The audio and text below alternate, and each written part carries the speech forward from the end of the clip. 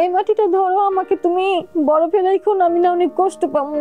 তুমি আমাকে বরফে রাখো না, তুমি আমাকে মাফ করে দিও। তখন আমাকে ধইরা উনিও কান্না করছে, উনিও আমার পায়ে ধরে মাপ চাইছে আপু, জানেন না। বলে কি আন্না, আমি যদি তোমার মনে অজান্তে কোনো কষ্ট দিয়ে থাকি, তুমি আমাকে মাফ করে দিও। তবে আমার এই ক্যান্সারের জার্নিটা অনেক ভয়ানক ভাবে যাইতেছে, জানি না পাবো কিনা। আর দেখতে আমার মনে হয় না আমি তারপর আল্লাহর কাছে বলি যে আল্লাহ যেন আমাকে আরেকবার দেখার সুযোগ করে দেয়। কারণ আমাদের সম্পর্ক, আপু বিশ্বাস করবে না তুমি, আমার জন্য সেই কাতার থেকে ক্যাসারুল ফল পর্যন্ত নিয়ে আসছে। আপু তুমি যদি এখন বলো না যে আপনার ওয়াইফের জন্য এটা করেন, সে ওইটাই করবো। আপু গো, আমি না একটু বাঁচতে চাই তার সাথে। আমার মেয়েদের কি আপু, আপনি তো একটা মেয়ে, আমার মেয়েদের কি এই বয়সে কি রান্না করার বয়স? আপনি বলেন, ওরা কিভাবে থাকবে আমাকে ছাড়া? ওদের কেউ নাই। ডাক্তার কি বলেছে আপনাকে? ডাক্তার বলছে আপনি মন ভাঙবেন না, মেডিসিন খেয়ে যান।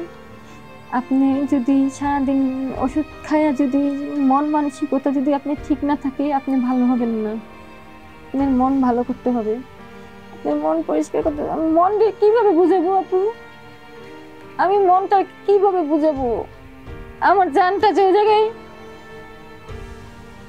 আমার তো সেই ছোট্টবেলার ভালোবাসা, ওইটাই তো আমার প্রথম ভালোবাসা, এটাই তো আমার নিঃস্বার্থ ভালোবাসা। যে মানুষটাকে নাকি আমার জন্য ব্ল্যাঙ্ক চেক দিয়া, তার যদি লোভী থাকতো সে তো ওই ব্ল্যাঙ্ক চেকে সই করতো। তার যদি লোভী থাকতো সে তো আমার স্বর্ণগুলো নিয়ে যেতে পারতো। সে তো সবটাই সে আমাকেই চাইছে।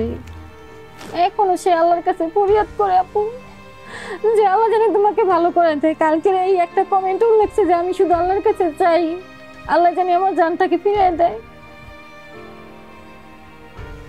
ডাক্তার কি কেমোথেরাপি দিয়েছে আপনাকে? ডাক্তার কেমোথেরাপি দিছিল একটা আপু, ৮০,০০০ টাকা প্লাস। ওইটা দিতে যে আমার নাক মুখ দিয়ে উঠে গেছিল। পরে ডক্টর বলছে নাক মুখ দিয়ে আর কি ফেনার মতো উঠে গেছিল, খিচুনি। তখন ডক্টর বলছে যে এটা না আপনার পক্ষে আর কি শারীরিক ভাবে আপনি নিতে পারতেছেন না, আপনি অনেক এতটাই দুর্বল হয়ে গেছেন, এটার পক্ষে এটা নিতে গেলে আপনি ডাইরেক্ট মারা যাবেন। তখন আপু টাকার কথা চিন্তা করছি, আমি আল্লাহ এতগুলো টাকার জিনিস আমি এখন নষ্ট করে ফেলাবো? কারণ সব তো ভাঙা তো যে স্লাইং এর মতো করে দেয়, এগুলো কি আমি নষ্ট করে ফেলাবো? ডক্টরকে অনেক অনুরোধ করছি, তখন ডক্টর বলছে যে কখনোই সম্ভব না, আপনি মারা যাবেন। কেমোথেরাপি আপনার শুট করছে না? না না না আপু। তাহলে এখন সলিউশন? এখনো যে আপু আমি ওষুধ খাচ্ছি, এক একটা ১,০০০ টাকা করে ট্যাবলেট প্রতিদিন, আরেকটা হচ্ছে ৩০টা ১৮,০০০ টাকা, ১৫০০ টাকা করে ৩ দিন পর পর এটা ইউজ করার জন্য জরায়ুতে। ডাক্তার কি বলেছে এটা রিকভারি সম্ভব নাকি? ডক্টর বলছে যে যে ডিম্বাণুগুলো আছে না, ওগুলো সব একসাথে করে তারপর জরায়ুটা কাটবে, অপারেশন হবে। হ্যাঁ হ্যাঁ, এর আগে যদি অপারেশন করি তারপর যদি আবার জীবাণু থাকে তখন অবস্থা আরো খারাপ হয়ে যাবে। আমরা আশা করি আপনি খুব তাড়াতাড়ি ব্যাক করবেন এই অসুস্থতা থেকে। করবেন আমার হাজবেন্ডকে জানি আমি অনেকটা বার জানি দেখতে পারি। তো উনি চলে আসছেন না কেন? এখনো যে মাসে লাখ টাকার পুরো ওষুধ, বাচ্চাদের লেখাপড়া সবকিছু তো দেখতে হয়। আমারও মন চায় আপু, বিশ্বাস করেন আমারও না এখন মন চায় কিছু আরেকটা বার যদি দেখতাম। এই লোকটার ভিতরে অনেক কষ্ট। আমার এক মা নিয়ে গেছে, আল্লাহ আমার ২টা মা দিচ্ছে, মেয়ে সন্তান।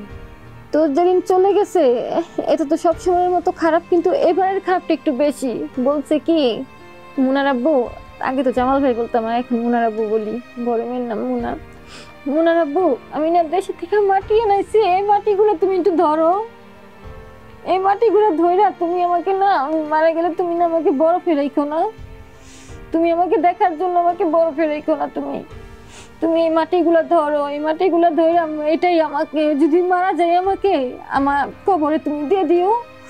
আর আমার বড় মেয়েকে বলছি আম্মু তোমার টাকা দিয়ে না আমার কাপড়ের কাপড় কিনো, তোমার টাকা দিয়ে আমার কাপড়ের কাপড় কিনো। আর ওর আব্বুকে বলছি তুমি এই মাটিটা ধরো, এই মাটিটা ধরো, আমাকে তুমি বরফে রাখো না, আমি না অনেক কষ্ট পাবো। তুমি আমাকে বরফে রাখো না, তুমি আমাকে মাফ করে দিও। তখন আমাকে ধইরা উনিও কান্না করছে, উনি আমার পায়ে ধরে মাপ চাইছে আপু, জানেন না। বলে কি আন্না, আমি যদি তোমার মনে অজান্তে কোনো কষ্ট দিয়ে থাকি, তুমি আমাকে মাফ করে দিও। আমরা সবাই একটা সময় মারা যাব, এটা প্রকৃতির নিয়ম। আমরা চাইবো যে আপনি মানসিক শক্তিটা ধরে রাখেন, কিন্তু আমরা মারা যাবার পরও একটা পরিকল্পনা থাকে যে আসলে আমি কেমন চাই, আমার ছেলে মেয়েকে কেমন চাই, আমার স্বামী কেমন থাকুক, সেরকম কোনো ইচ্ছা আপনার আছে?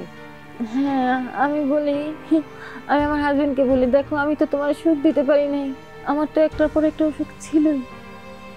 তোমাকে তো আমি অনেক জ্বালাইছি, তুমি আবার নতুন করে জীবন সঙ্গী বাইছা নিও।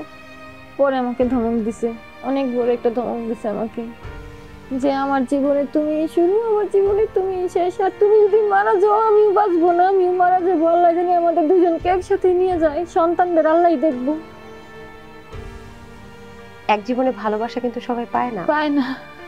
আপনি কিন্তু পরিপূর্ণ ভালোবাসাটা পেয়েছেন এবং এককভাবে পেয়েছেন।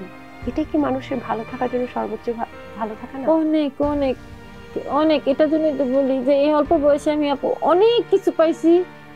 এটার জন্য হয়তো বা আমি কেন যেন একটা বিষয় মানে বিশ্বাস করি, দর্শকদেরকেও বলি যে সৃষ্টিকর্তা মনে হয় আমাদের একটা লিমিটেশন দিয়ে দিয়েছে, যে আমরা এই জিনিসটা এইটুক পর্যন্ত পাবো, এর বাইরে গেলে পাবো না। আমার কাছে মনে হচ্ছে যে আপনি খুব ভালোবাসা পেয়েছেন আপনার স্বামী থেকে, এটা সত্যি একটা ব্লেসিংস সৃষ্টিকর্তার কাছ থেকে। এর পরবর্তীতে আমরা সবাই মারা যাব, আপনি যদি পরবর্তীতে নাও বেঁচে থাকেন, এই সুখটা নিয়েই কিন্তু আপনি চলে যেতে পারছেন, যেটা অনেক মানুষ দীর্ঘদিন বেঁচে থেকেও পাচ্ছে না। আপনি আবার সুস্থ লাইফে ফিরে আসবেন। আপনি ভালো থাকেন, আসার জন্য অসংখ্য ধন্যবাদ আপনাকে।